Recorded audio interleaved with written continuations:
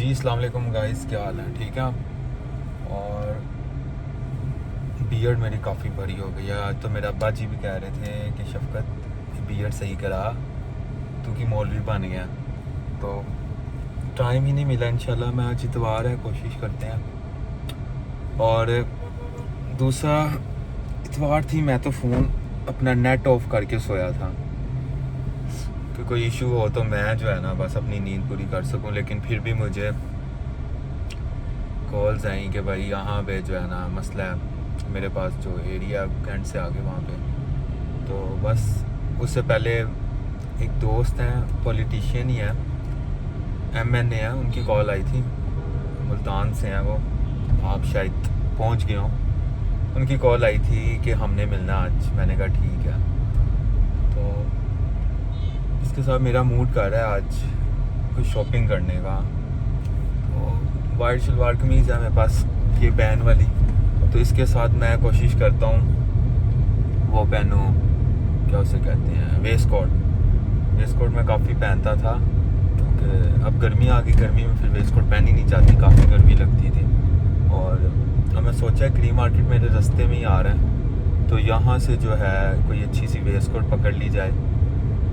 Time short है, लेकिन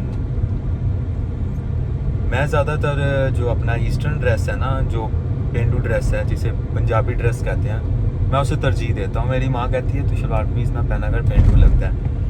मैं कहता हूँ नहीं अम्मी, मेरी फीट जैसी है, और जैसे मतलब सारा दिन आपने गर्म तवे पे ही रहना होता है, तो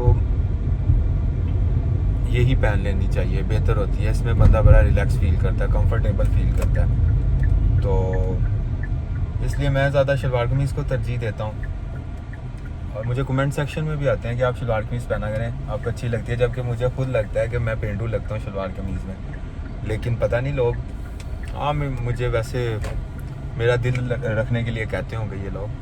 तो कैमरा मैन को 2-3 दिन छुट्टी दी है मैंने अपने, इसलिए I am capturing my self this video. और 2 दिन से मैं यही कर रहा हूँ। टाइम पास हो जाता है वीडियो कैप्चर करके, और व्लॉग भी बन जाता है। कैसी बात है, एक तीर से 2 शिकार हो जाते हैं। तो मैंने वैसे भी तो वेला अकेला ही जाना होता है, अकेले ही। तो इसके बजाय मैं किसी ओवर थिंकिंग करूँ, मैं ये व्लॉगिंग कर लूँ, वो बेहतर नहीं है। तो लोग कहते हैं आपके पास टाइम कहाँ से आता है? ड्राइविंग के दौरान टाइम तो होता है ना।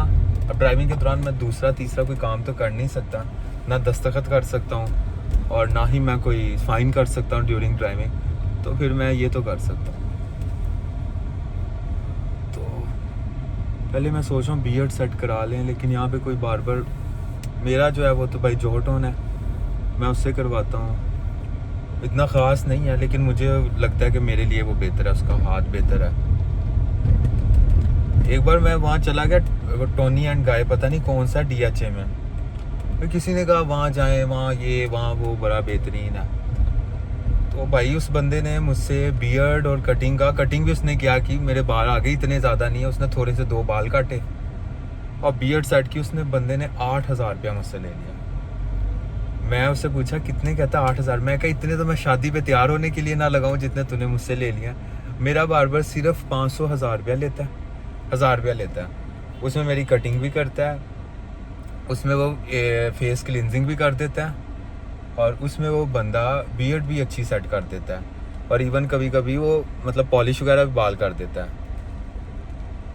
मैं बड़ा परेशान। 8,000 रुपया मैंने अपनी अम्मी को आके बताया कि उस बंदे ने मुझसे सिर्फ कटिंग और खत का 1,000 रुपया ले लिया, 8,000 रुपया ले लिया। और मैं परेशान कि यार ये क्या, मैंने कोई नया मुंह लगवा लिया, कोई मैंने फेस की सर्जरी करवाई है? अजीब यार। नाम है कहते, मैंने बताया, वो कहते नाम है ना, उसमें नाम का क्या फ़ायदा, काम तो उसने वैसा ही किया। तो शेक्सपियर कहता है what is in the name, नाम में क्या रखा हुआ है, काम में होना चाहिए जो है। ये क्रीम मार्केट जो है ये मेरे घर के पास है, इकबाल टाउन के पास है, और मैं बड़ी देर से शॉपिंग यहीं से कर रहा हूँ। ऑलमोस्ट पिछले 15 सालों से, 12-13 सालों से मैं शॉपिंग यहीं से करता हूँ। और मुझे इसकी जो है ना, यहाँ पे ये मैन शॉपिंग के लिए, बॉयज़ के लिए इट्स द बेस्ट प्लेस। तो बाकी एम्पोरियम पूरियम वहाँ नहीं जाया जाता, वो पुराना। एक बार मैं गया वैसे ही, पिछले आपको मैंने शेयर भी किया था। बहुत मतलब रश बहुत होता है। फिर वहाँ लेडीज़ का भी है। मैं कहता हूँ बस जेंट्स का अलग ही हो, आप जाएं इजीली चीज़ों को, और बस साथ साथ हों आपके जो है ना ये जो है ब्रांड्स या जो भी जिससे आप लेते हैं। जी जनाब, बियर्ड मैं फिर सेट नहीं करा सका। वो अपने एक दोस्त से मिला हूँ जिसका मैंने जिक्र किया था, पॉलिटिशियन या, और उसके बाद जी कॉल आ गई बेदियाँ रोड अंदर करके कहीं बहुत ज़्यादा जो है कूड़ा करकट है। नहीं दूर है जी, नहीं सर नहीं, जिसका प्लाट है ना उसकी फर्दर रोक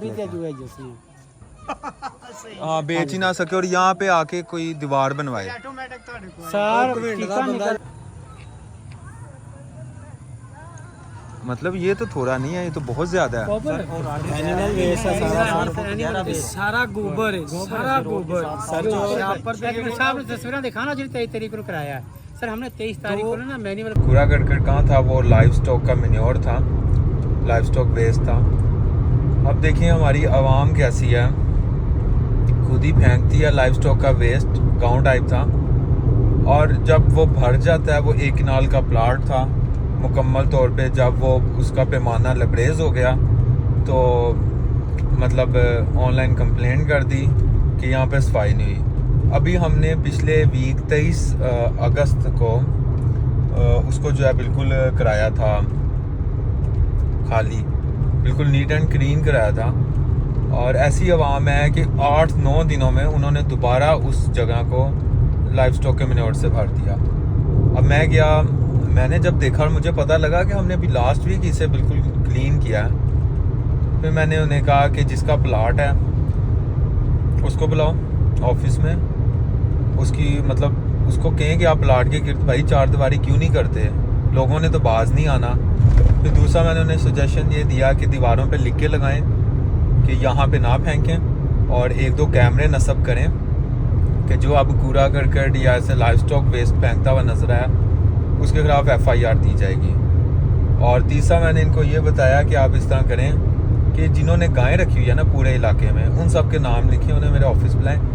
ऑब्वियसली वेस्ट वही फेंक रहा है जिसने गायें रखी हुई है।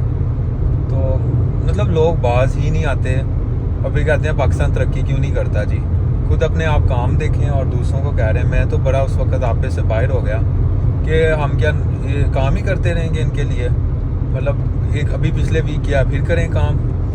तो ये 3 सजेशन मैंने उसे दिए और मुझे लगता है इससे जो है शायद वो नेक्स्ट टाइम ना फेंकें और उस प्लाट के गिर्द मालिक को बुला के उसे कहते हैं अपनी भाई 4 दीवारी कराएं, क्यों आप लोगों के लिए जो है यहाँ पे सोर्स ऑफ डिजीज़ बन रहे हैं। यहाँ पे मतलब मुख्तलिफ बीमारियाँ जन्म लेती हैं जब आप इस तरह फेंकते हैं, तो मुख्तलिफ वेक्टर्स होते हैं जो फैलाते हैं बीमारियों को।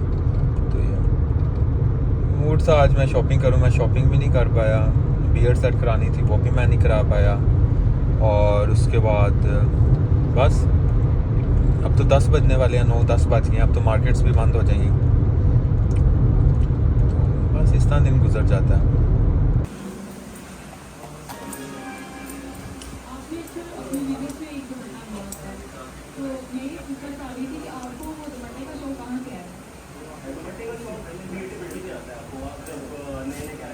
तब कितनी देर बाद मिल गया?